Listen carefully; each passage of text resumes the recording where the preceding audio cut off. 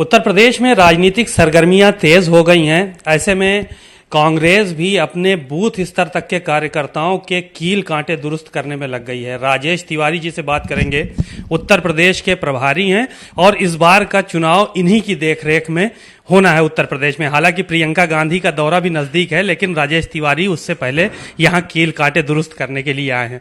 Sir, क्या कुछ देखा आपने उत्तर प्रदेश में?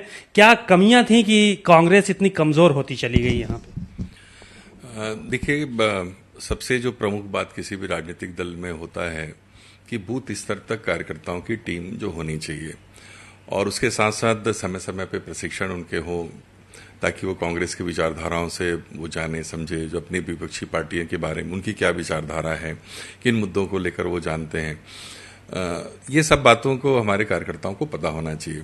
तो आदरणीय प्रियंका जी के उत्तर प्रदेश आने के बाद जो है, इस बात को उन्होंने महसूस किया, उस कमियों को महसूस किया कि कांग्रेस में जो एक वर्क कल्चर जो होना चाहिए उसकी कमी है। और इसी वजह से सबसे पहले उन्होंने संगठन सृजन अभियान जो है वो प्रारंभ किया। पहले हमारी जिले की, ब्लॉक की कमेटियां नहीं हुआ करती थी, तो सबसे पहले उन कमेटियों का गठन हुआ। न्याय पंचायत स्तर तक की हमारी कमेटी बन गई है। अभी हम लोग जो है ग्राम सभा और बूथ स्तर तक की कमेटी बनाने में हम लोग लगे हैं। इसके साथ साथ अभी 1 जुलाई से जो है हमारे जिला और ब्लॉक कांग्रेस कमेटी के अध्यक्षों का प्रशिक्षण का कार्यक्रम 7 जोन में आयोजित किया गया है। इसके संपन्न होने के बाद 15 जुलाई के बाद से फिर जो हमारे न्याय पंचायत के जो अध्यक्ष जो हैं उनके प्रशिक्षण के कार्यक्रम होंगे। ये जुलाई माह में इसको संपन्न जो है कर लिया जाएगा। और उसके बाद बारिश के बाद जो है फिर हमारे जो बूथ स्तर की जो कमेटियां जो बन जाएंगी उनके प्रशिक्षण और सम्मेलन के कार्यक्रम जो है वो आयोजित जो है किए जाएंगे। प्रियंका गांधी जुलाई के फर्स्ट वीक में ऐसा पता चल रहा है कि यहाँ आने वाली हैं और अब यहीं वो प्रवास करेंगी लगातार। तो किस जगह पे वो रहेंगी और क्या कुछ उनके प्रोग्राम सेट किए गए हैं? किस तरह से उत्तर प्रदेश में कांग्रेस को आगे बढ़ाने के लिए या कैंपेनिंग के लिए क्या खाका तैयार किया आप लोगों ने? अभी तो उनके आने के बाद जो है सबसे पहले तो ये है कि जितने भी हमारे जो प्रदेश के जो वरिष्ठ नेता हैं, हमारे जो पदाधिकारी हैं, संगठन के हमारे ब्लॉक और जिले के जो लोग हैं, वो सब उनके साथ उनकी भेंट मुलाकात होगी, उनसे चर्चाएं होंगी, उनसे फीडबैक लिया जाएगा कि किस प्रकार से हमको चुनाव में आगे बढ़ना चाहिए।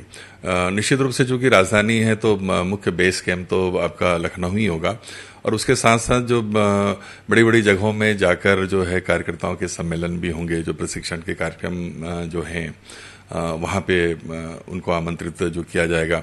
इसके अलावा जो बेरोजगारों के जो मुद्दे हैं, महंगाई का जो विषय हमारे सामने है, किसानों के मुद्दे हैं, जो जिस प्रकार से कानून व्यवस्था जो बिगड़ी हुई है उत्तर प्रदेश में, तो अलग अलग क्षेत्रों में जहाँ जहाँ पे इस प्रकार की स्थितियां निर्मित हैं वहाँ पे उनके कार्यक्रम जो है आयोजित किए जाएंगे, सभाएं उनकी होंगी, लोगों से बातचीत करेंगी और ये कोशिश होगा कि जितने निचले तबके के जो आम लोग हैं उनसे उनका संवाद हो सके, उनसे उनकी बातचीत हो सके। गुटबाजी कांग्रेस में देखने को मिली। अजय लल्लू के प्रदेश अध्यक्ष बनने के बाद तमाम कांग्रेस के वरिष्ठ नेता नाराज हुए, तमाम चिट्ठी पत्री भी लिखी गई, लेकिन अब टिकट को लेकर वही दावेदार हैं। क्या ऐसे लोगों को भी तरजीह दी जाएगी जो पूर्व में विधायक रहे हैं, या कुछ नए चेहरे यूथ को जो है इस बार बढ़ावा दिया जाएगा?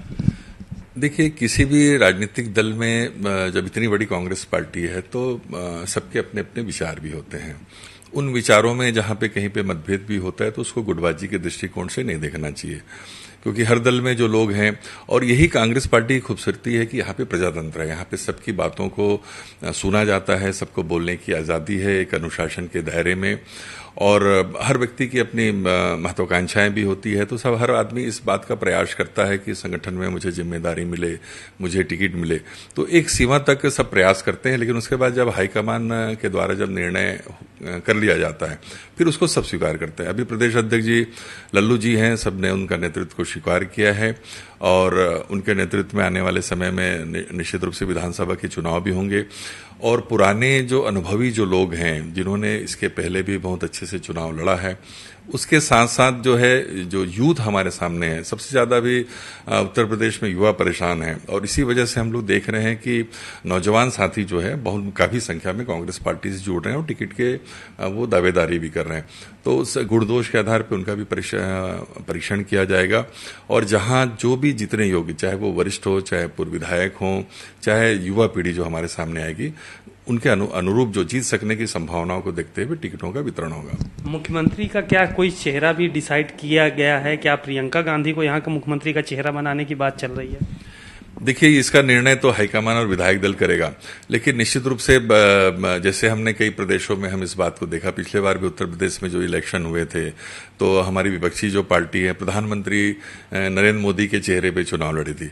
निश्चित रूप से चूंकि वो हमारी प्रभारी हैं तो एक चेहरा हमारे सामने है तो प्रियंका गांधी जी का है, और सब इस बात को चाह भी रहे हैं कि उत्तर प्रदेश में बदलाव लाना है। यहाँ पे फिर से उन दिनों को याद करना है जो इंदिरा जी, राजीव जी के समय में, नेहरू जी के समय में जो कांग्रेस हुआ करती थी, जो काम, वो एक झलक जो है प्रियंका जी में देख रहे हैं।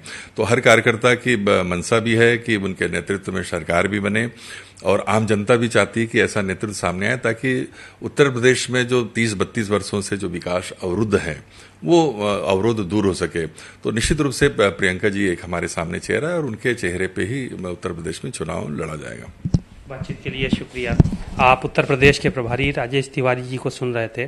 साफ तौर पर इन्होंने कहा कि जो भी आंतरिक मतभेद हैं उनको समाप्त करके युवाओं को और साथ ही साथ जो इनको तजुर्बा है उत्तर प्रदेश की राजनीति का, उन लोगों को विधानसभा चुनाव में तरजीह दी जाएगी। और सबसे महत्वपूर्ण बात इन्होंने जो बताई कि इस बार का जो उत्तर प्रदेश का चुनाव होगा वो प्रियंका गांधी के चेहरे पर लड़ा जाएगा। कैमरामैन जितेंद्र के साथ सीमा नकवी, भारत समाचार, लखनऊ।